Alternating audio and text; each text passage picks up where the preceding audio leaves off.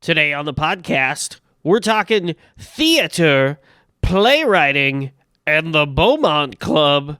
This is the Kansas City Podcast.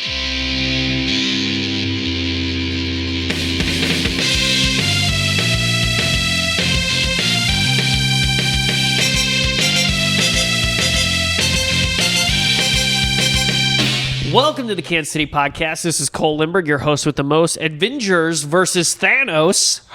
Yes, I know, right? Many of you know me as the man who can see through walls. And if not, it's nice to meet you. You know, each week here on the Kansas City Podcast, we are joined by a one-of-a-kind KC native for a conversation on life in the city of fountains. What do you think about that? It's the city of fountains. That's right. I wanna get... Ladies and gentlemen, here on the show today, I have a very special guest. He is a man who described to me as a wearer of many hats. He is a local playwright, an actor, a producer, a director, a tech director, a scenic designer, a sound... I mean, the list goes on and on and on, right? On and on and on. It never stops. And on October 27th, he has a play. We are actually sitting right now. We are downtown. We are at 817 Westport Road. We are in the Buffalo Room at the Westport Flea Market, and you have a show. I do. That's going to be here on October 27th. Ladies and gentlemen, please welcome to the podcast, Derek Trautwein. Derek. The crowd goes wild. The crowd goes wild. Derek, how are you, buddy? I'm good, Cole. How you doing? I am doing very well, sir. You know, we are here in the Buffalo Room. We are downtown. It's a beautiful morning. We're talking it up. It is. It's a real nice day. And I am so surprised because Derek said to me just a little bit ago, with all the things that Derek does, he's a playwright. He's an actor. He's never done a podcast before. Never, ever. And he says he's nervous. A little, but you know what? Here's what I know about you. You're just going to look that right in the face, and you're going to say, you know what?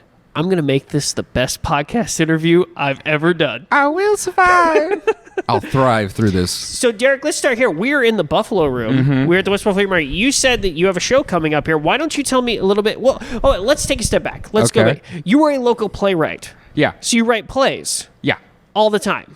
I wish. You all wish the time. all the time. I wish. Whenever I finally either get motivated enough to finish the story, or I've done what a lot of playwrights do and submit to a festival, and then you gotta and then you gotta give us a sample. Okay. Well, give me 3 days, and I'll crank out. So why don't you tell me the process for the play that's going to be here on October 27th and 28th? Okay. Well, to start with, it is the first ever Kansas City Horror Festival. Oh. Spooky. And a local producer named Erica Baker, she sent out a call for 10-minute horror plays. Okay. And I submitted a 10-minute play, and it was one of 12 selected. There will be 6 original 10-minute plays on October 27th, and then 6 more original plays the next night on October 28th. And there's going to be booths and stuff. Artists are going to be selling things.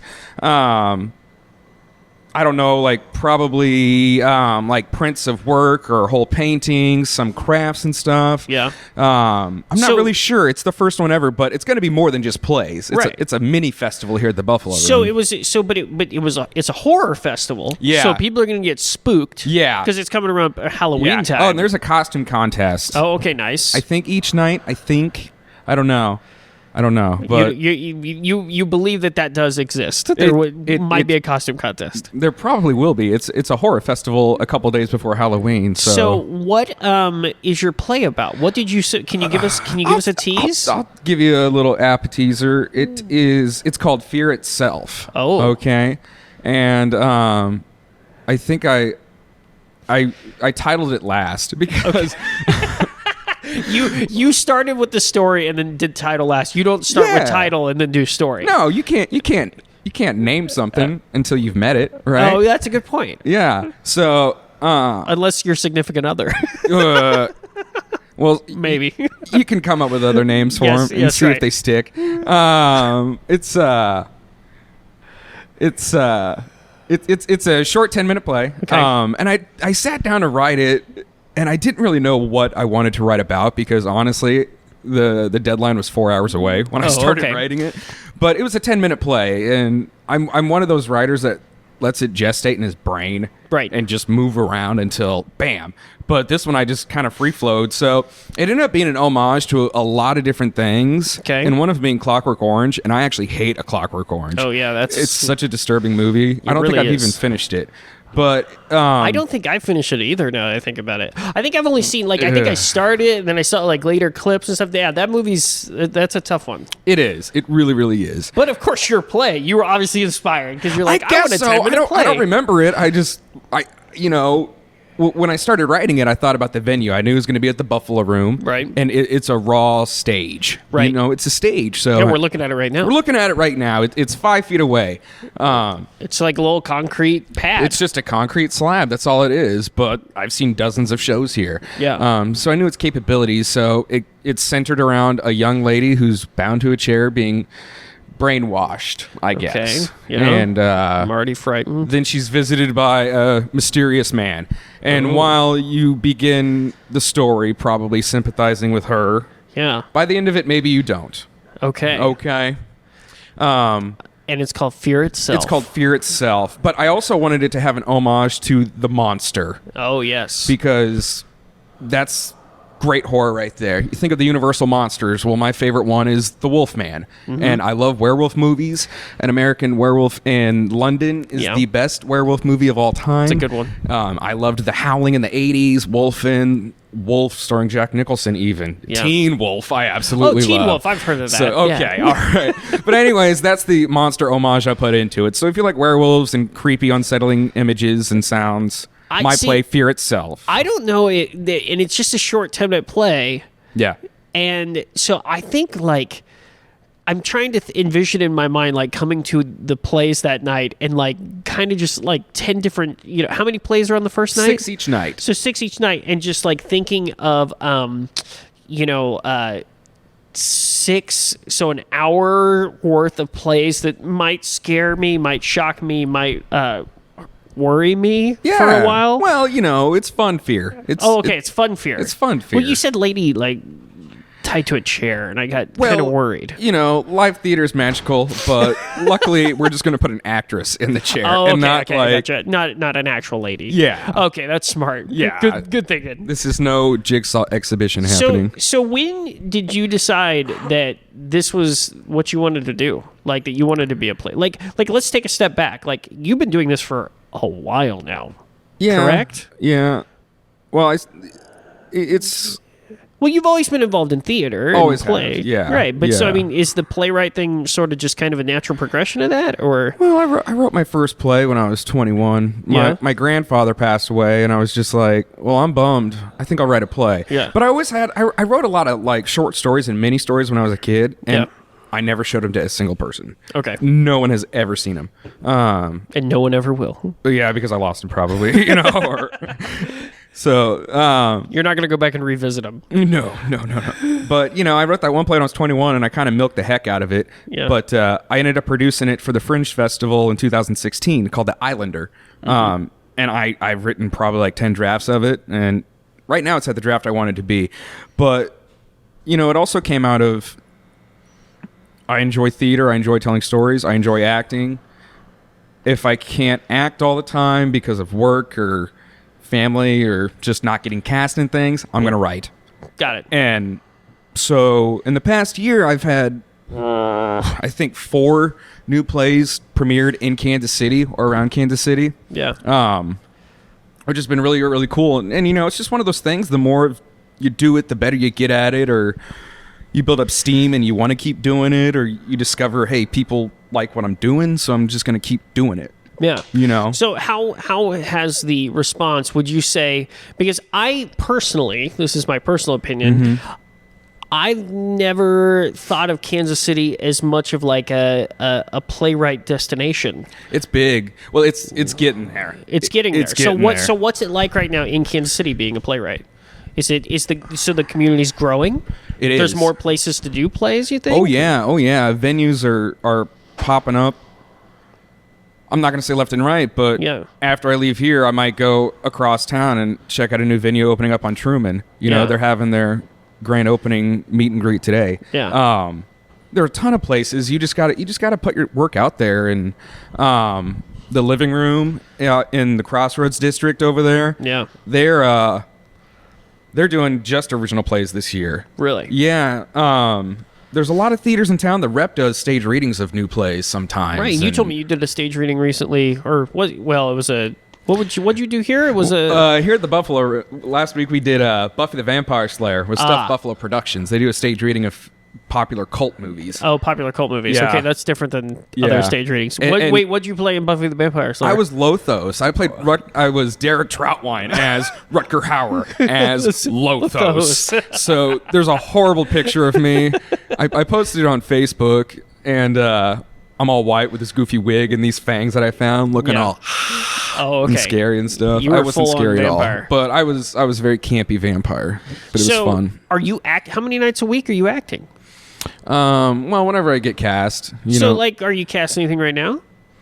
No, not right now. I'm open, guys. Okay, if you're listening to this, so if you want to cast Derek Trautwein, if you need a 6'5" Aryan-looking fella, that is true. You are a large man. I've been reminded of how Aryan and big I am a lot lately, and it's just not fair. I'm surprised you don't get cast for like giants. Like, I usually get cast as the bad guy. To be honest with you, that makes sense. That's usually like an imposing figure, you know. I guess so. And I don't then you realize come in it. and do like you're like hello. Yeah, I don't realize how imposing I am. I hunch. You hunch? I hunch. So I'm always on everybody else's level.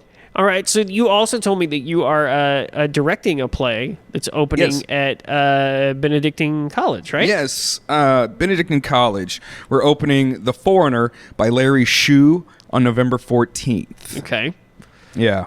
What's that about?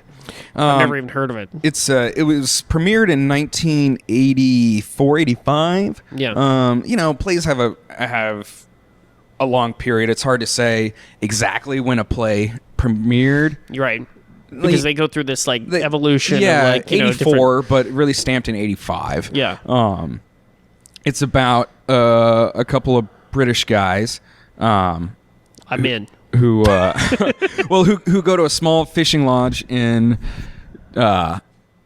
Georgia for a vacation. All right. And Froggy, he's a military guy, but he's kind of a rascal, I guess you could say. All right. Him and Charlie go to this fishing lodge, and Charlie's like, "Well, I'm on vacation. Why am I on vacation? My life's not going so well. Yeah. I don't want to talk to anybody." Well, Froggy says, "I'll just tell everybody that you're a foreigner."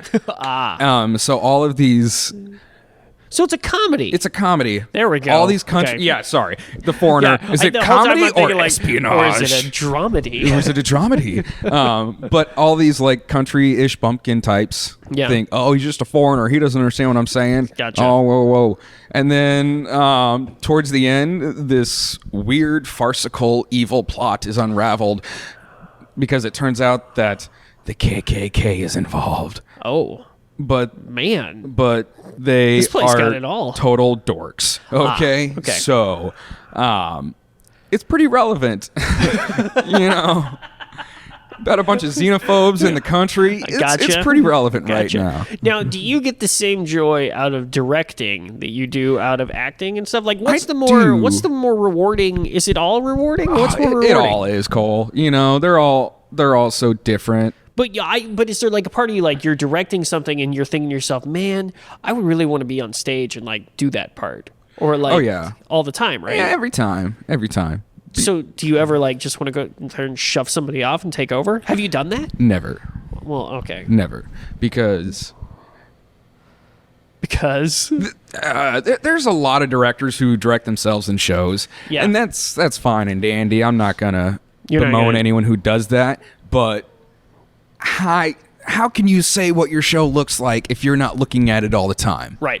Good point. I'm going to go on stage, and while I'm on stage, I'm not going to see however many minutes I'm on stage, but I'm also not going to see the moment before or the moment after. Right. So it's just really, really hard. So when you're directing, you are there looking at all. Every detail, every moment, every light. I'm moving around the house. How does it look from this seat? How does it look from that seat? All over the place. So let's talk about. I even go on stage and I see what it looks like behind the actors. You know, not like backstage, but like I circle them like sharks on stage sometimes. Do you play dun? Well, they're just like, Derek, this is intense. You're nuts, man. It's like, no, this is fun. All right. And you're just like, stay in the moment. Just be real, be honest, be present. So the people that you are directing, you are a very frightening figure to them. I am. Well, primarily because I directed Benedictine. Yeah. I don't really direct in Kansas City. Yeah. But I direct in Benedictine, and it's young college students who. Oh, okay. They don't know how to deal with a large, loud guy. Like, my theater director is a tall 6'5" man. That is very frightening. Yeah. And he's gonna come and get me. No, well they know I'm not gonna come and get them, but he's after me. He's after me. Well, and a lot of people that I know outside of Benedictine, they're like, yeah, my tech director was crazy too. It's like, wait, what a second? You call me crazy? This guy's nuts. Yeah, it just comes with the job. Do you have any, let's say there's someone out there listening to this right now and they want to be a playwright or they want to get involved in theater and stuff. What tips do you got for them? What would you say? First tip, yes. Do it. Just do it. Just do it? Just do it. Just start writing, right? Just start writing, and if just go for what you want, definitely know what you're capable of and go get it. Even if it's just a local community theater, that's how I got started. I cut my teeth in community theater for a long time before I started trying to do this for a living. And I realized how much I enjoyed it. Try everything, even if you like theater and you're like, oh, I want to be a playwright. That'll be cool. You try it out. Oh, I'm a horrible writer. I don't like doing it. Either keep it up or find something else in the theater. Right. My bachelor's is in theater performance. My master's is in theater history.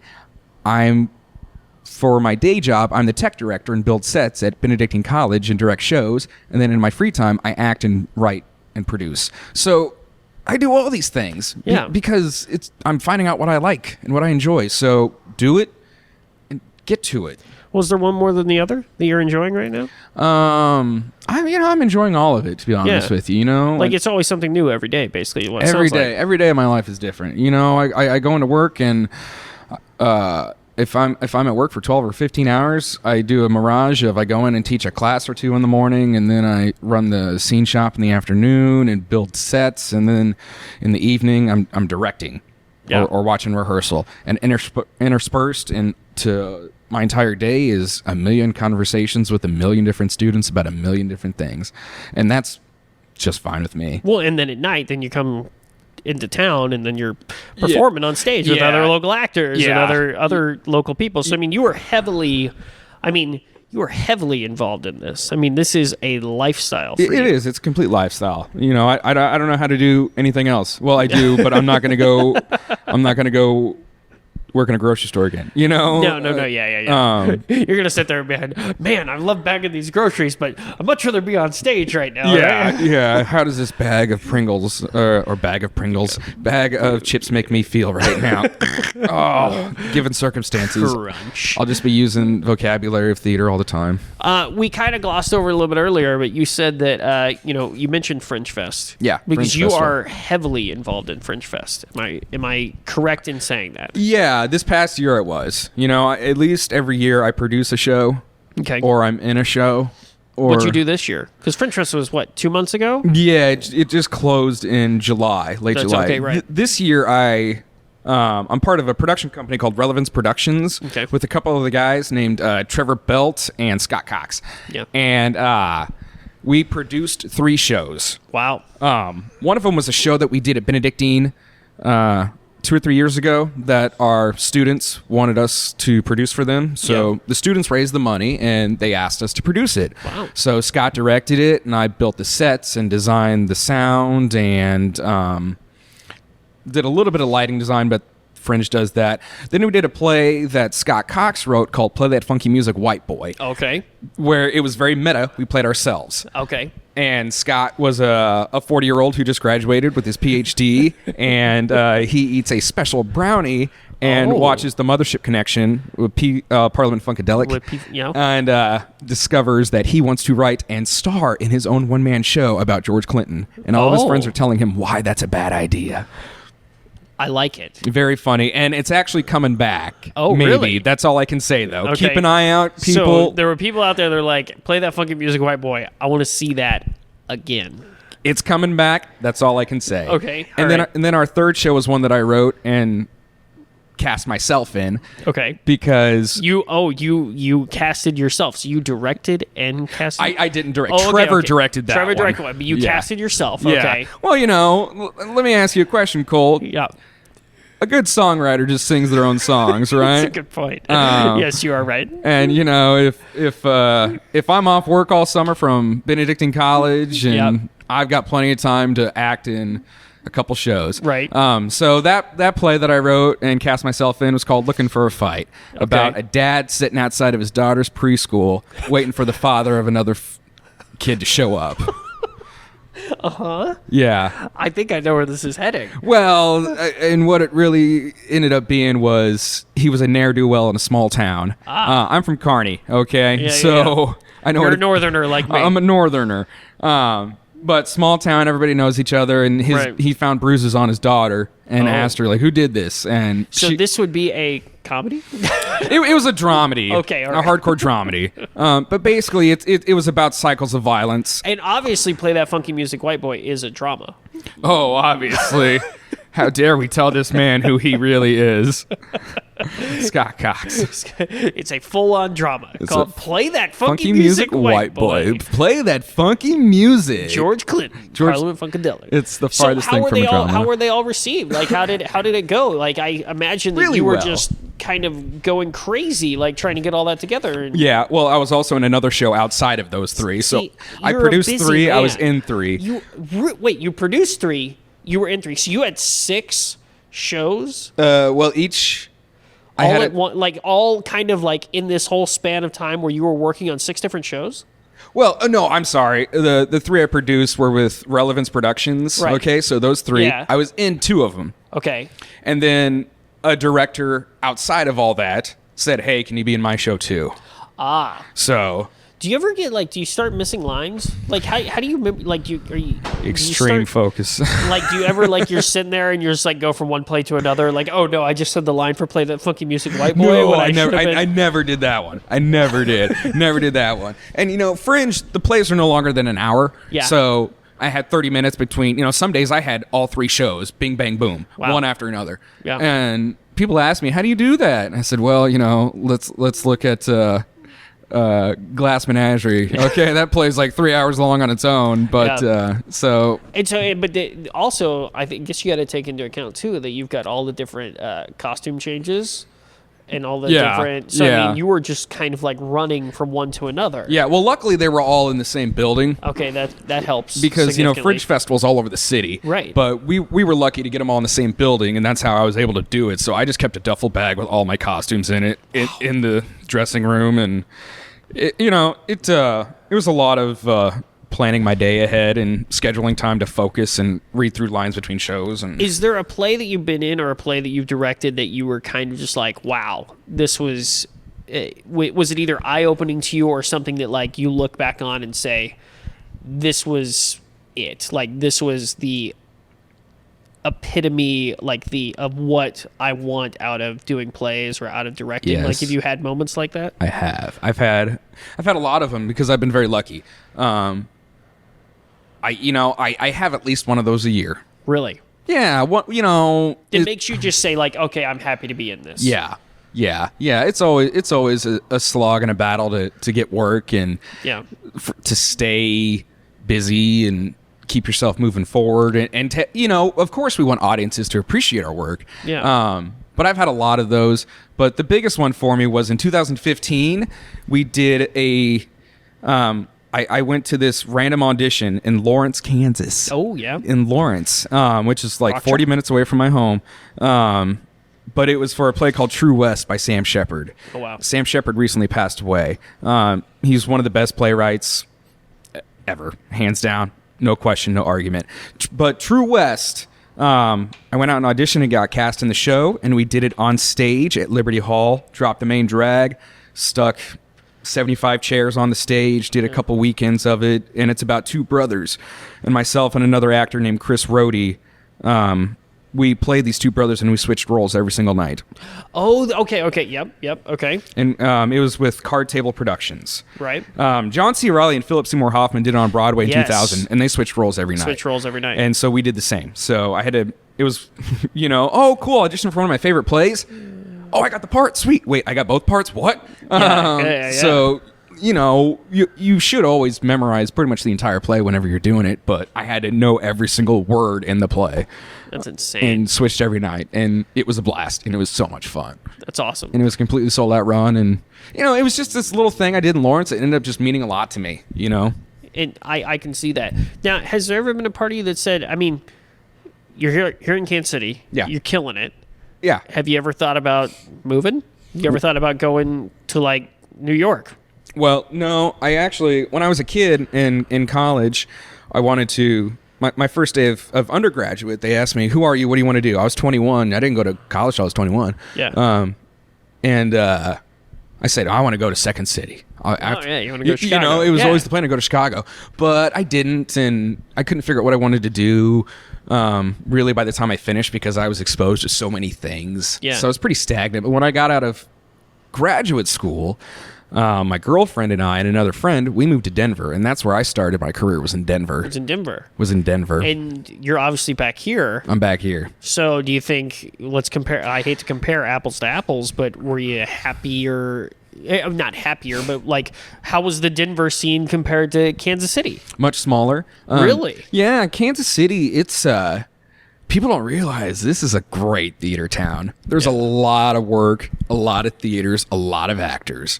And one of the strongest suits of Kansas City is that there's so many different sizes and levels of theater here.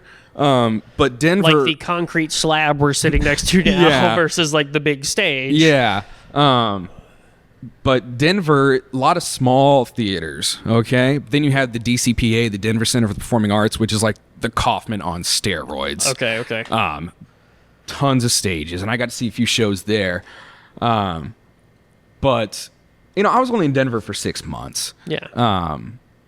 We moved out there in September, and by December, I was figuring things out. Yeah. And in December, I got cast in 3 shows in 1 month. Well, 2 shows and a film out there. Wow. But then we moved back in March.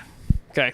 Because so you were like starting to work it, and then you were like, come back. Yeah. So what do you think is the next step in the evolution of like Kansas City theater? Like, do you think it's just more shows, more we already talked a little bit about more places popping up.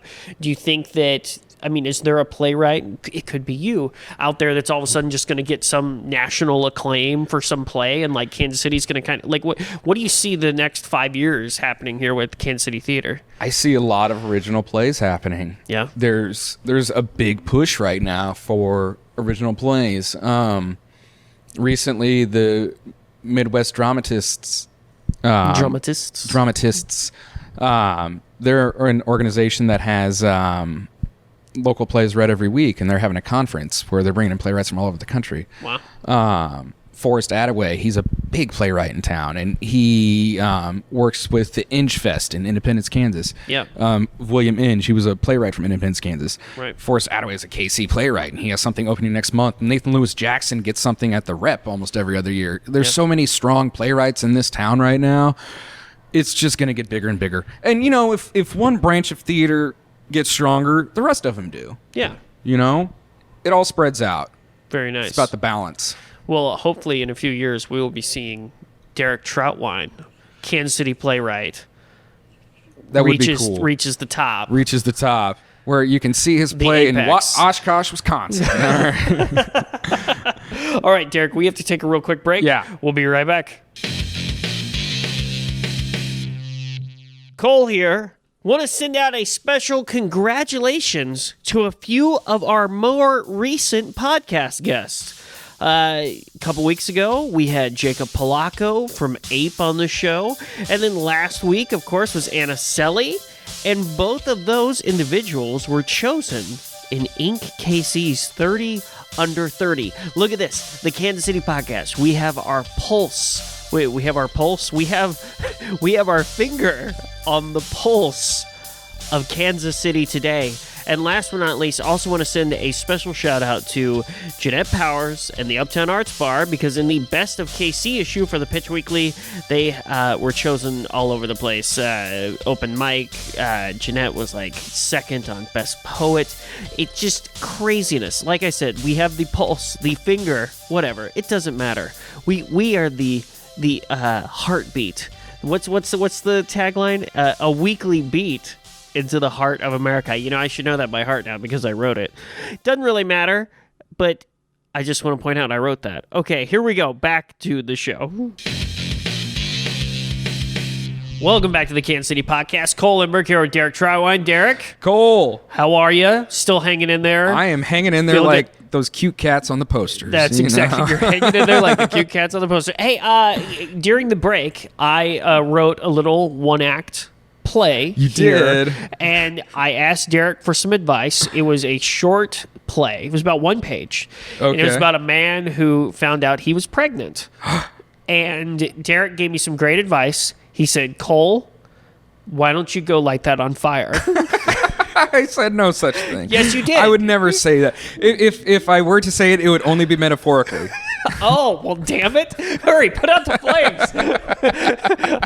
That's a winner right there. I The would man never- who became pregnant. That is art. By Cole Lindbergh. It's also a waste of a tree. Well, and a trash can now. Derek, it is time for our favorite part of the show. What's that? It's a very popular part. It's time for the KC quiz. Ooh.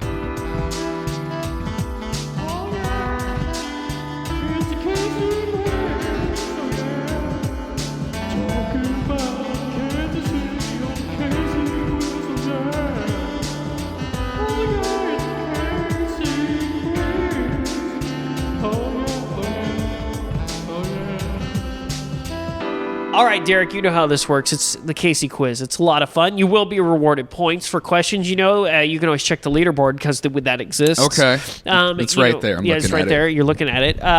If you don't like a question, you can always say, stupid question. Okay. And folks, remember, you can always tweet us at Kansas City Pod with your questions that you'd like to add to the Casey quiz. Ooh. Derek, are you ready? Yes. Here we go. I always start with this question. It's a good icebreaker. It really puts you in the mood for the Casey quiz. Are you ready? Ooh, yes. Warm me up. Your favorite restaurant that is not barbecue. That is not barbecue. That is not barbecue. Don't worry, the barbecue question is coming. Did you have a favorite restaurant that is not barbecue? Because when you said favorite restaurant, my mind just flashed. But they were all barbecue places. Okay, well then let's start with barbecue. No. We don't have to. Favorite place to eat in Kansas City? Yeah. Like atmosphere or food, or does it matter? Sure. Sure. It's your criteria. Sure. It's hard to say because I definitely want to say like this local place because there's a lot of really great local places. You know? Okay. Like don't say McDonald's. no, I'm not going to say McDonald's, but honestly, I'm a Northlander, Cole. Yeah. Born and raised on Yeah. this side of the river. Well, actually, the other side of the river, Right, but right. you know what I mean. So I'm going to have to say Hayes Hamburgers. Hayes Hamburgers. Hayes Okay. Hamburgers. Yep. Even though, you know, Been there many times at 2 a.m. in the morning. yeah, I get the same thing every time I go. It's a double cheese with curly Q's. Very nice. Yeah. Good old Hayes. Just don't order a milkshake too late at night. Yeah, not a good idea. There's a lady there who screams at you and says, no, I won't do it. That's right. If you order some certain stuff at certain times, they get a little angry. Yeah. Okay. So here we go. You said that when I asked this question, it immediately flashed your mind barbecue. So let's go barbecue. What do you got? Do you have a Mount Smokemore? Oh, nothing that specific. Okay. But this might shock you. Okay, but I'm ready. The best place in Kansas City to get barbecue is hands down, bar none, Joe's Kansas City. Okay.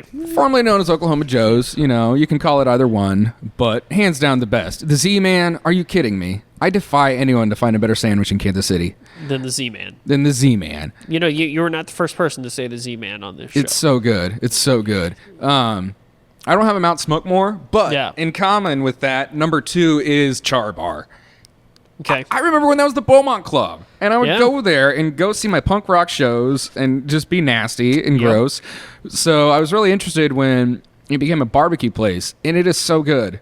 It is so good, especially for just like, it looks like the Applebee's of barbecue, but it is so delicious. I always loved going to the Beaumont Club, and then like you go see a show of like a punk band or some like Yeah. like I think I saw Coheed and Cambria there, or like I've seen so many bands there. like I'm trying to go back in my mind, but it was always funny that you'd see a show, and then as you were leaving, there'd be a bunch of dudes standing there in cowboy hats. Yeah, yeah. And you're just like, wait a minute, what's going on? Oh, that's right, it's like a country bar like, hey, when the punk rock bands aren't playing. Let's go to the Beaumont Club and see the Used, and Bert's on stage puking and screaming at everyone, and someone's riding a bull in the back. That's true. It's like the last thing you'd ever expect Right, to so see. you're going Joe's or you're going Char Bar. Joe's and Char Bar. I like it. All right, 5 points. Ooh, that's it? Yeah, well, it's 50 points max, so you got to work your way up. Okay, here we go. This is a good one. We kind of talked about this. I'm going to actually make this a 2-part question here. Okay. Because I want to know your favorite place to see live music, and then I want to know your favorite place to see like theater. Okay. Your favorite, so like venues. We're talking venues. Where's your favorite place to go see a show? Whether it could be the same place, live music, theater. What you got? Live music. Man. If your favorite band was coming to town, where would you want to see them? Ooh. Which, of course, we all know your favorite band, Neil Diamond. Neil Diamond. Where you want to see Neil at? Where would I want to see Neil? Where would I want to hear? I think Sweet Caroline would sound great at the Uptown, to be honest with you. Okay, you're going uptown. I mean, it's so hard. I haven't been there in a couple years because I've just been busy with theater and work, and if I do go see a band, it's probably at a place that's more like the Midland or the Riot Room, Right. Which those are great places too. But the Uptown, it's big enough to feel huge, but small enough to be intimate. Got it. It's the best of both worlds. Okay. And from what I recall, the bands sound great there. So, but I also really like the Riot Room. Starlight was a nice surprise for me. I saw Young the Giant there this past summer, and I was just very impressed. Starlight's a great place too. Yeah, it's got a nice outdoor atmosphere. Yeah, but I got to say the Uptown. Okay, uptown. All right, now Uptown. your favorite place to go see live theater. Your favorite venue for theater. Favorite venue for theater. Is this, if you say this, are you going to get in trouble with the theater community if you answer this better question? not. I don't think you will. I don't think I will. I mean, You're going to get blacklisted? if I'm not already, if I haven't ticked off enough people with my swagger, Yeah. as I walk into a theater and sit down and everyone notices me because Yeah. I'm huge. It's a tie. I will say it is a tie. Okay. It is a tie between the Unicorn Theater on Main and the Living Room on Grand. Okay. Okay. The Living Room, tons of local plays. And it's small, intimate, it's raw, it's gritty, it's edgy, it's in your face. Yeah. There's nothing commercial about it. It is just people producing plays that are pretty darn good. And the Unicorn's great too because they're bringing in all these new plays that are hitting big on Broadway and that are like off-Broadway nice. darlings and things like Oh, that. hello. And within the past couple years, like new plays that are been developed in New York and all over the place, but just really great new stuff outside of Kansas City. So those two places for sure. Got it. 5 points. 5 points. Well done. Thank you. Here we go. This is a more, this is kind of an interesting question. Dog person or cat person? Well, that's a tough one, Cole. Why? Because dogs are like having another kid. You get a dog and it's like, okay, I have to watch everything you do for 3 months. Make sure, cats are much more independent. Okay. The cats are kind of jerks, Yeah. but So dog or cat? dog. I mean, Okay, you're going dog. yeah, 1 point. that's fair because I danced around that one. Yeah, you did. Remember, you can always say stupid question. It's not a stupid question. I just don't want to insult either. All right, favorite local brew? Favorite local brew? Yeah. Ooh, It's a tough one. that is a tough one. I'm not much of a beer drinker, to be Okay. honest with you. I Yeah. like beer. So that is a very tough one for me. That really, really is. You can say whatever you want here. It's a Casey quiz. Remember, you have one stupid question to use if you don't want to answer. Ooh. I'm going to have to use it. Okay. Because I'm not much of a beer drinker, and so honestly, it'd be like Boulevard Wheat. Just because I wouldn't know any better, to be fair. Got it. So you're saying stupid question. You have to actually say it. Stupid question. All right, here we go. I don't really feel that way. More streetcar? Do you like the streetcar? I do. I think now that we have it, we need to develop it. I was a little skeptical at first because, Kansas City doesn't feel that huge to me. Yeah. Maybe that's just because I have a car. Well, and also, I'm from the Northland, so it's, getting to the city was always the hardest part for me. But I think now that we have it, it's great, and we need to put everything we have into completely developing it all the way through. Yeah. Because it's proven to be very beneficial. Okay. This is kind of a question here. It's opinion, or maybe you know the answer. I know. At Bartle Hall. At Bartle Hall. Uh-huh. What are the things on top of Bartle Hall? Gargoyles.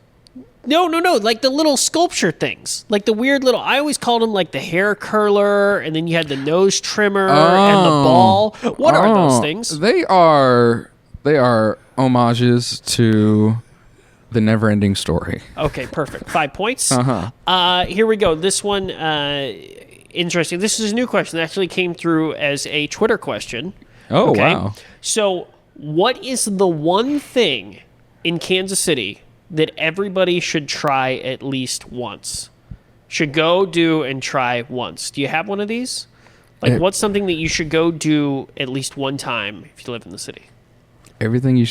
Something you should do at least one time in the city. That's a really good question. It's a really good question. I know. I was surprised. It was like one of the first big Twitter questions I ever got. Wow. I was like, damn, that's deep. Wow. Like, I was trying to think of myself, like trying to answer, and like, what's the one thing that I think of? Like, for me, it's always like, you should go to Worlds of Fun one time just to try it out. But like that, to me, that's more a personal thing because, I always like grew up there. Yeah. Or like maybe you too.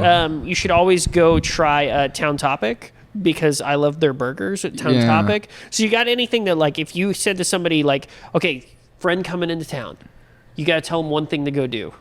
What do they got to go do? Wow. What's the one thing they got to go do? Yeah. Man, honestly, I think the one thing they got to go do, there's just so many cool things in town. Well, yeah. Union Station is probably up there because there's so many things to do there. At Union Station? Yeah. That's a surprising one. Yeah. You think Union Station? Union Station is cool.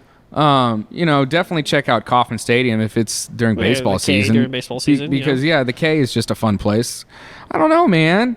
I don't know. I guess I'll have to say the K, to be honest with you. So go see a Royals game. Because I just love going to the K and hanging out, even if I'm not watching the game explicitly the whole time. Okay, so then let's take this a step further. I'm going to give you 5 points for that. That's a hard question. Okay. I want you to put the following in order. Okay. Chiefs, Royals, Sporting. Oh, Royals, Chiefs, Sporting. Royals, Chiefs, Sporting? Yes. All the way? Even though we're eliminated, we're gone? Yeah. Well, baseball, I was okay at baseball. That's like, for being a fat theater kid, that's like the sport that I was like, this is my game. You can be big and play baseball. Yeah, and yeah, totally. I was a moose. I was a third baseman. Okay. I was a pretty good fielder. I couldn't hit the ball that well, but I was a good fielder. Football, I never played. Yeah. And soccer, like I said, I never played football. I played soccer, and I know for a fact I was worse at soccer than I would be at football. Okay. And I never played football. I remember playing soccer as a kid, and then they put me in for goalie one game. That's the only position I could play. Well, they put me for goalie one game and never again because we lost like 12-0. Oh, really? Yeah. I was a good goalie. I was a horrible goalie. For a couple seasons when I was a kid. Of course, I was a small child who didn't care, but... Yeah. Well, yeah. I was a big kid who didn't care. But now soccer, it's just so weird to me. I know that Sporting's I've never seen a single Sporting game, but I know that Sporting is great. They won 4 championships? Yeah. Something like that. Soccer's just insane to me, though. It's a lot of running. It's a lot of running, and nobody is a passive soccer fan. Like, yeah, I like soccer. It's more like, oh, I love soccer. So, it's like, oh, this is a great game. This is a great game. What's the score? 1-0. How's what? I'm going to give you 3 points for that. You're already at like 30 some odd points. You're doing really good here. Here we go. This is another one. Oh yeah, absolutely. Here's another good one. We kind of talked about local events earlier. We talked about Fringe Fest. But you have a favorite local event, or is Fringe Fest your favorite? Fringe Festival, hands down. So what's your pitch for folks for Fringe Fest? Do you like watching plays? Do you like seeing visual art? Do you like seeing studio art? Do you like watching local movies? Check out the Fringe Festival. More than just plays as well, though. There's also burlesque performances. There are tribute performances of famous singers. Brother John does a great Sam Cooke show. There's a lot of really neat things happening at the Fringe Festival. It's 10 days of art. No. There's something for everybody. There truly is. I could pick someone out of Lathrop, Missouri, and drag them to the Fringe Festival and say, hey, what do you want to see? All right, we'll go see that. I guarantee you. And not only that, it pulls in artists from all over the country. We met a guy who did a show this past Fringe Festival called And Then There Were None. Yeah. There will be no... I forget the name of the show. Sorry. But his name is Willie Carlisle, and he did one-man show about the death of a folk singer. Wow. Played like 5 or 6 different instruments, and it was one of the most incredible things I've ever seen in my life. So there's something for everybody. There's something for everybody. And there's acts from all over the country. I like it. That's I love a good it. pitch. All right, here we go. You've done fantastic today on the Casey Quiz. We have one final question. Yes. It's time for the Google Challenge. What's that? All right, so here's what happens. Google Challenge. I went to the Google machine, and I typed in some words, and I let Google autofill the words at the end, okay? So I typed in the theater is, and then Google auto-filled the ending there. So, oh, no. So what did Google autofill? So I typed in the theater is, and I spelled theater. I was going to ask you, how did you spell it? I spelled it Theatre. So I put the theater, the theatra is, what did Google autofill? You said R-E? Yes, I did R-E. I didn't do E-R, I did R-E. The one for E-R was not as good.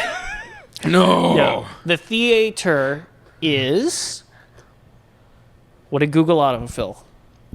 You got to be strategic. You know, what are people putting in there? What are people writing? What are people putting in there? People are saying... Because that's how autofill works, I think. Yeah.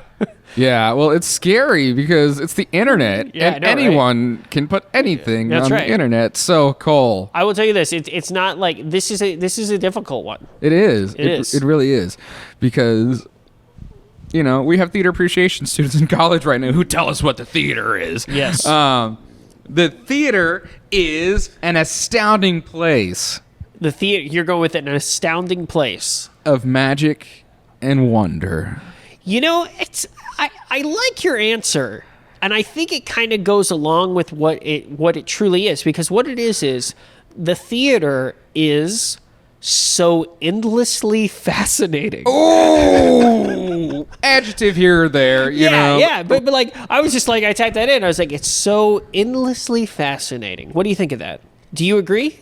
Yeah, I completely agree, 100%. I'm surprised that people that's the autofill for Google. The theater is so endlessly fascinating. It is. And here's why, Cole, and this is ultimately why I enjoy theater so much, especially more than doing film, is that you walk into a theater, let's say there's anywhere between, 20 seats to 500, okay?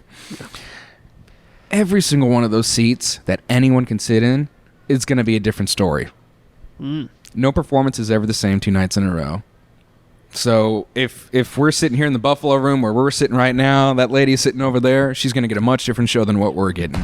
Very it's true. about perspective and interpretation. That's why the theater is endless. I like it. I do too. And with that, let's tally up your points. Ooh. 42 points. Congratulations, Derek. You got 42 points. Ooh, that's an 84%. You know what I'm going to do, though? I'm going to bump it, because with that last little nugget there at the end, I'm going to bump you up. I can tell I moved you with that nugget. To 43. Man. Well, I'll take it. I'll take it. We'll put you on the leaderboard. You're up there near the top. I know you're somewhere up there near the top. That's a letter grade. No, not quite. You're like a B. I'm a B. Yeah. I went from a B- to a B. Yeah, okay. Very good. Derek, thank you so much for taking the Casey quiz. Thank you. Thanks for having me. It was great. Talking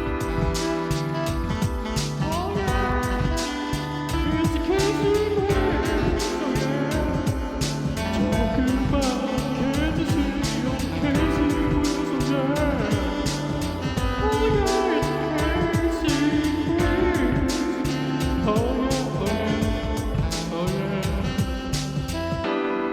All right, we're back here with Derek Trautwein. Derek, do you love that theme song? I do. I could just imagine you like just Kenny G in the back, like hitting that saxophone, and you're just muffling over the microphone and like, Oh yeah.